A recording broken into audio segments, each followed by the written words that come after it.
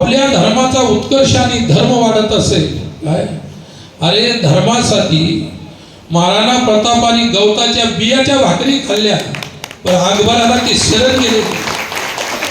जगायचं असेल तर कुत्रे होऊन जाऊ नका, सिंह होऊन जगा. ही राणा प्रतापांची शिकवण आहे, छत्रपती शिवरायांची शिकवण. कुत्रे होऊन जगण्यात काहीच अर्थ नाही. कोणाच्या घरचे तुकडे तोडल्यापेक्षा स्वतः कमवा, स्वतः खा, स्वतःचा पुरुषार्थ उभा करा. हे आमच्या पूर्वजांनी आम्हाला शिक्षण दिलेलं आणि आपण त्याला पार विसरलो. तरुण पिढी त्याला पार विसरलेली आहे. जयंत्या साजऱ्या करतात, दारू पिऊन साजऱ्या करतात, मांसाहाराच्या पार्ट्या करून एवढ्या सत्पुरुषाच्या तुम्ही जयंत्या साजऱ्या करता. हे निर्लज्जपणाचं लक्षण आहे.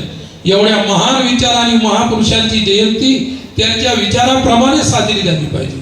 योग्य आहे की नाही? योग्य आहे. म्हणून तो महापुरुषाचा अपमान आहे, लक्षात ठेवा. त्यांचे विचार जसे आहेत तशा त्यांच्या जयंत्या साजऱ्या करा.